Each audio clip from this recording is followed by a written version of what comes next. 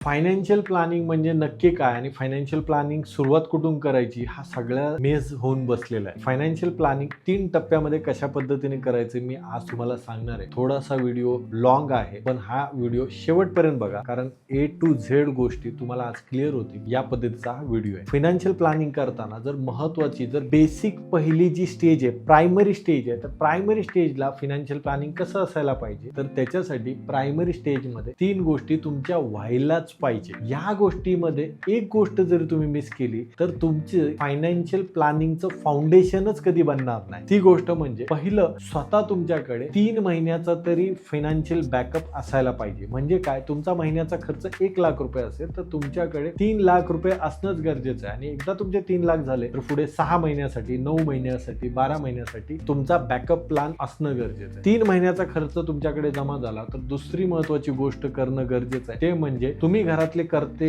व्यक्ती असाल किंवा तुम्ही पती पत्नी दोघेही कमवणारे असाल तर तुमच्या दोघांचा टर्म इन्शुरन्स घेणं गरजेचं आहे. कारण उद्या कोणत्या जीवितहानीला सामोरं जावं लागलं तर दुसऱ्याला एक चांगला फायनान्शियल सपोर्ट मिळू शकतो. तिसरी महत्वाची गोष्ट म्हणजे स्वतःचा हेल्थ इन्शुरन्स असणं. फॅमिली फ्लोटर प्रकारामध्ये जरी तुम्ही स्टार्टिंगला घेतला तरी चालू शकतं. जे जॉब करणारे आहेत, तुम्ही कॉर्पोरेट इन्शुरन्स असू द्या, परंतु हा हेल्थ इन्शुरन्स तुमच्याकडे असणं गरजेचं आहे. फायनान्शियल प्लॅनिंगच्या प्रायमरी स्टेजला ह्या 3 गोष्टी तुमच्याकडे असणं गरजेचं आहे. अगेन रिपीट करतो, इमर्जन्सी फंड, टर्म इन्शुरन्स आणि हेल्थ इन्शुरन्स. या गोष्टी पूर्ण केल्यानंतर सेकंडरी स्टेजला, दुसऱ्या टप्प्यामध्ये तुमच्याकडे काय असणं गरजेचं आहे की तुमच्याकडे स्वतःच्या रिटायरमेंट प्लॅनिंगसाठी आणि तुम्हाला जर लहान मुलं असेल तर त्यांच्या एज्युकेशनसाठी आजपासूनच गुंतवणूक करणं गरजेचं. सेव्हिंग नाही, गुंतवणूक, आणि तेही ग्रोथ ओरिएंटेड इन्व्हेस्टमेंट होणं गरजेचं आहे. जेणेकरून उद्या जेव्हा तुम्हाला रिटायरमेंटला, आज जर तुम्ही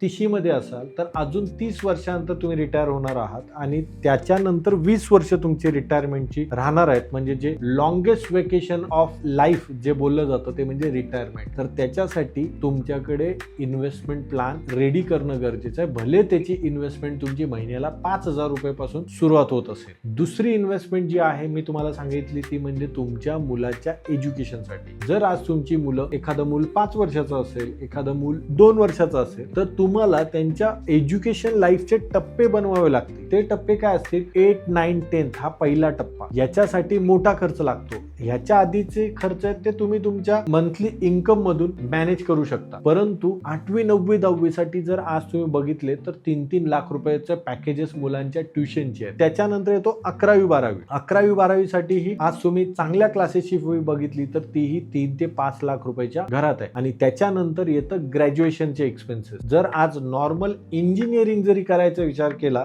तर जवळपास 10 ते 20 लाख रुपये खर्च येतो. आणि त्याच्यानंतर येतो मास्टर्सचा खर्च. आज भारतामध्ये जर मास्टर्स करायचंय किंवा पोस्ट ग्रॅज्युएट डिप्लोमा करायचंय तर त्याच्यासाठी 10 ते 20 लाख रुपये, आणि परदेशात करायचंय तर तो खर्च 50 लाख ते 1 करोड रुपयेपर्यंत जातो. याच्यासाठी फायनान्शियल प्लॅनिंगच्या दुसऱ्या टप्प्यामध्ये तुम्हाला तुमचं रिटायरमेंट प्लॅनिंग आणि मुलांचं एज्युकेशन, कारण हे तुमचे लाईफ गोल्स आहेत. तिसरा टप्पा जो आहे त्याच्यामध्ये तुम्हाला घर घ्यायचंय, काळाची गरज आहे. त्याच्यानंतर तुम्हाला गाडी घ्यायची आहे, याच्यासाठी इन्व्हेस्टमेंट करणं गरजेचं आहे. त्याचबरोबर टॅक्स प्लॅनिंग करणं गरजेचं आहे. या तिसऱ्या टप्प्यामध्ये तुमचे जे महत्वाचे गोल्स आहेत, घर घेणं, गाडी घेणं, त्याचबरोबर टॅक्स प्लॅनिंग करणं, या सगळ्या गोष्टी तिसऱ्या टप्प्यात होणं गरजेचं आहे. लक्षात घ्या, आज खूप जण चुका करतात की लवकरात लवकर घर घेतात. जर तुम्हाला पुण्या मुंबईमध्ये बेसिक घर घ्यायचंय ज्याच्यासाठी 40 ते 50 लाख रुपये लागतात तर तुमच्याकडे 10 ते 20 लाख रुपयाचा बॅकअप असणं गरजेचं आहे. मग याच्यासाठी रिटायरमेंट आणि मुलांच्या एज्युकेशन बरोबरच तुम्हाला जर समजा 5 वर्षानंतर, 10 वर्षानंतर घर घ्यायचंय तर आतापासूनच डाऊन पेमेंट आपल्याला किती लागेल आणि इन्फ्लेशन ऍडजस्टेड त्या घराची प्राइस तेव्हा किती होईल, त्याच्यानुसार तुम्हाला डाऊन पेमेंटसाठी आजपासूनच म्युच्युअल फंडाच्या हायब्रिड प्लॅन मध्ये किंवा RD मध्ये तुम्हाला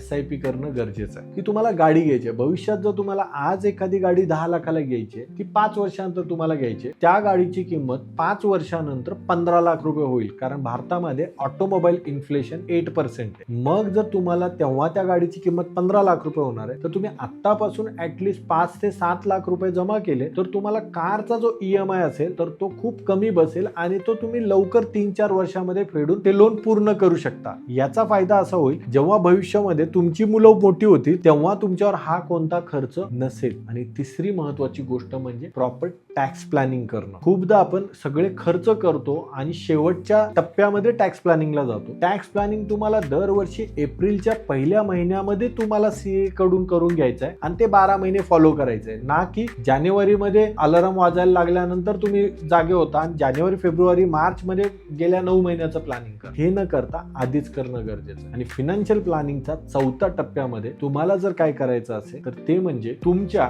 सगळं फायनान्शियल लाईफचा 7/12 योग्य पद्धतीने डॉक्युमेंटेड करणं गरजेचं आहे. नाहीतर काय होतं, आपण घर घेतो, आपण गाडी घेतो, आपण इन्व्हेस्टमेंट करतो, पती ही इन्व्हेस्टमेंट करत असतो, पत्नी इन्व्हेस्टमेंट करत असते, फक्त आपण एकमेकाला तोंडी माहिती देतो. पण आपले इन्शुरन्स काढले असतात, त्याचा पॉलिसी नंबर काय, त्याचा ऍडवायझर कोण आहे, हे सगळं आपल्या घरातील 12 वर्षापेक्षा जास्त मुलांनाही सांगणं गरजेचं आहे. जेणेकरून उद्या कोणत्याही डिझास्टरला जर आपण सामोरे गेलो तर बाकीची फॅमिली त्या फायनान्शियल मॅनेजमेंट सहजरित्या करू शकतं, जर त्यांच्याकडे फायनान्शियल 7/12 एक्सेल मध्ये डिजिटली, फिजिकली मेंटेन असेल. तुमची एक प्रॉपर बॅग असणं गरजेचं आहे. त्या बॅगेमध्ये तुमचा सगळा आर्थिक प्रपंच असणं गरजेचं आहे. आणि त्याचं जर तुम्ही कॉपी करून, त्याच्या जर तुम्ही झेरॉक्स काढून जर ठेवल्यात, फोटो कॉपी करून ठेवल्या तर त्याचाही चांगला फायदा होऊ शकतो. म्हणजे शेवटी महत्वाची गोष्ट म्हणजे इच्छापत्र आणि मृत्यूपत्र बनवून घेणं. आजही भारतामध्ये ह्या गोष्टी 4-5 हजार रुपयामध्ये होऊ शकतात. आपण जर एखादं घर घेतलं तर रेंट अग्रीमेंट, त्याच्यावरचा प्रॉपर्टी टॅक्स, ह्या सगळ्या गोष्टी आपण करत असतो, परंतु 3-4 हजार रुपयाच्या इच्छापत्र मृत्यूपत्राला आपण टाळत असतो. ह्या गोष्टी जर केल्या तर तुमच्या सगळ्या फायनान्शियल लाईफची सेफ्टी असू शकते. आणि सर्वात महत्वाची गोष्ट म्हणजे आपल्याकडे फॅमिली डॉक्टर असतो, आपल्याकडे फॅमिली लॉयर असतो, पण आपल्याकडे फायनान्शियल ऍडवायझर नसतो. तर एक चांगला फायनान्शियल ऍडवायझर तुम्हाला ह्या सगळ्या स्टेप बाय स्टेप करून घेऊ शकतो आणि तो तुम्हाला तुमचा आर्थिक प्रपंच योग्य मार्गी लावू शकतो. लक्षात घ्या, स्विमिंग पूल मध्ये जेव्हा आपण पोहत असतो तेव्हा आपल्याला त्याचा